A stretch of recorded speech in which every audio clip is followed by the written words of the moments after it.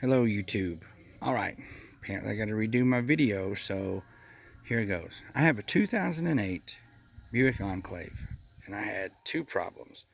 One, a notorious stabilitrak control error, and some DTCs, P0171, P0174. That's a lean condition. So, here's how I unintentionally discovered that I think those three items are related. I don't know how. I didn't design the computer. Anyway, I was having a stabilitrak control error. My light would come on, my engine would surge, or the vehicle felt like it would downshift really hard. Almost thought it was a transmission problem. It kind of the symptoms that I had for the stabilitrak control. But the thing about it was random.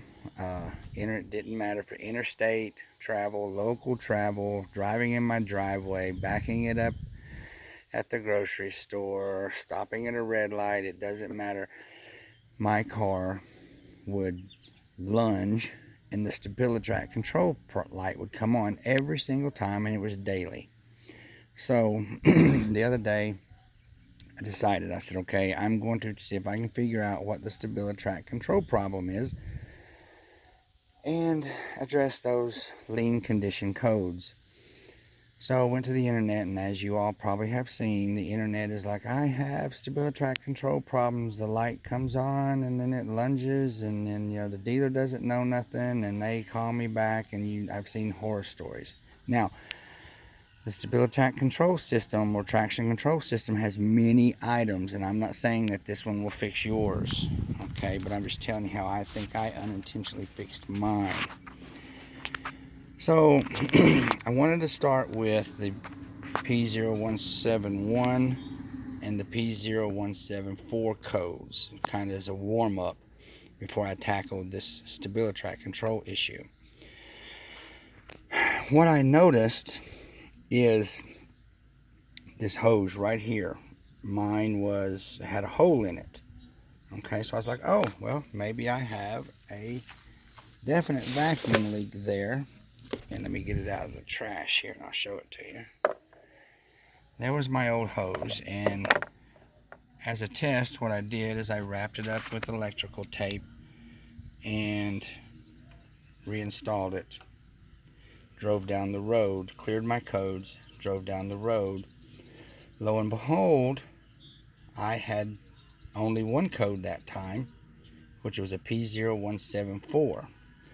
So I told myself, I said, well, I think that's the problem. So I went to the dealer, spent $9 on a new hose because, AutoZone doesn't carry it. Now, what I also discovered is in here, I was getting a lot of oil in there. So I cleaned it out real well, didn't think much of it. Did some more research, took it for a test drive after I did the research, and I threw only one code, P0174. The internet told me for a 2008 Enclave that is usually a leak somewhere, a vacuum leak, or it could be the mass airflow sensor, or it could be the O2 sensor, or it could be, well, I already said that, a massive leak somewhere along the engine. So I went to AutoZone, started with the simple stuff first, and I went there and I got me a can of mass airflow cleaner, $9. Brought it home, let the engine cool, of course, took all this apart, cleaned the mass airflow sensor. I'll upload a video or a clip of a before and after cleaning. It was definitely bad, dirty bad. Hooked it all back up, cleared the codes, took it for a test drive. Okay, no codes. I cleared the codes. So apparently, by cleaning the mass airflow sensor and fixing this hose, I addressed my lean conditions. Now, as I was in here, I thought, I'm going to go ahead, since I replaced this hose on the PCV system, I'm going to go ahead and check the other hose that's part of the system, which is here. At the end of this hose, and I got a picture of it way back here in the back, and I have nobody with me to hold the camera, so I apologize. Hold just a moment. I don't know if I can get it down. May not be able to see it.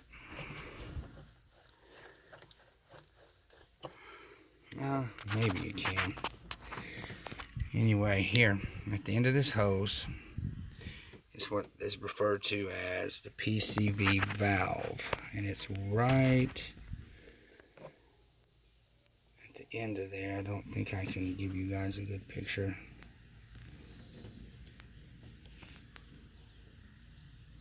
Well, I'm on top of it.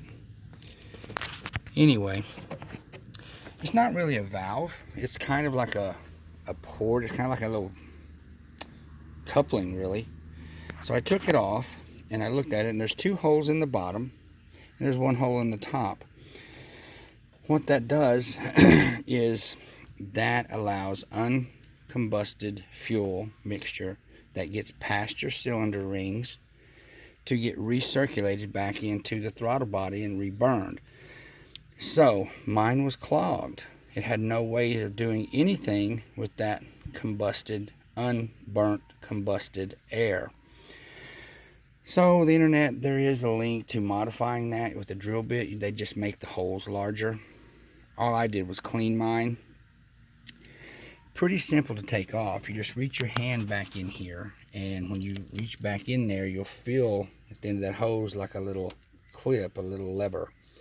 And what you do is you grab that little lever and you pull it forward like this, and then raise the thing off. You may have to, when you pull it, you may have to wiggle a little bit, but ultimately the process, pull that little lever, lift it off, and push it to the side.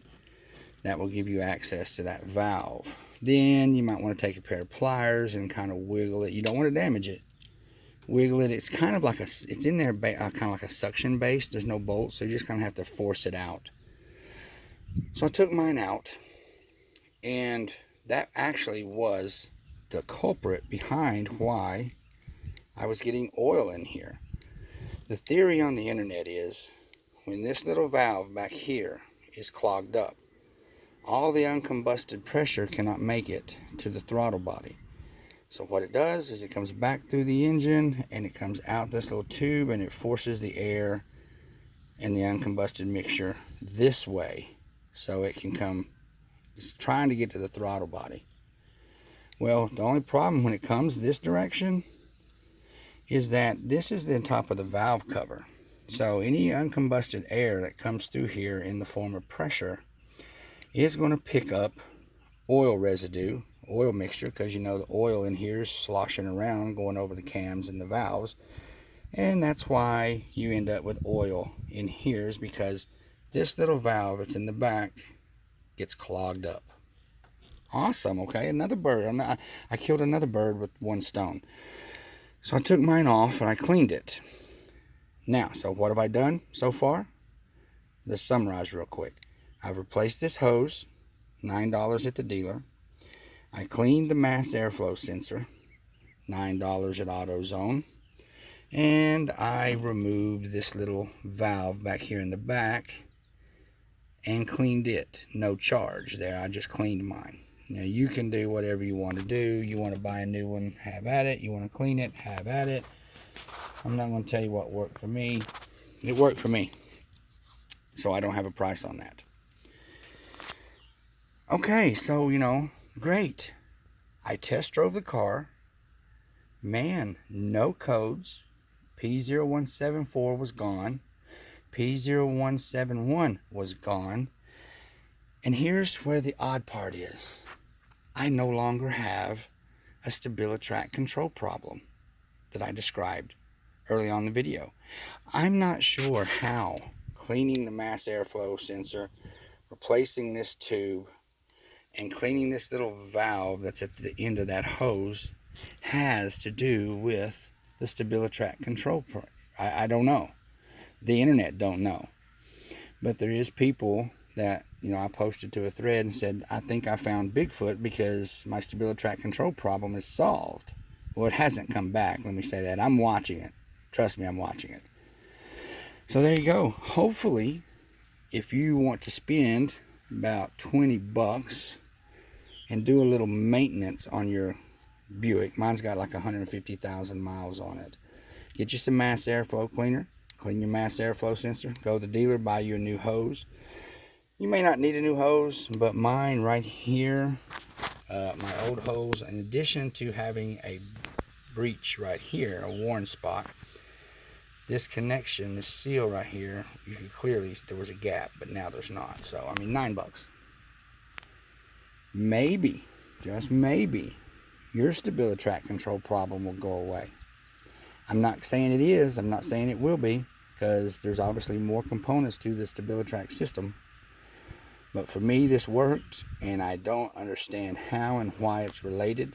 So, good luck. I'm trying to think if there's anything else I need to tell you about what I performed, but there's nothing. All right, guys. I hope you enjoy. Hope it helps somebody. You know, I mean, if you're not mechanically inclined, I really wouldn't attempt it. You know, be careful with this hose here. It is brittle. It's plastic. You know, heat has a tendency to make plastic brittle. So, all right. Good luck.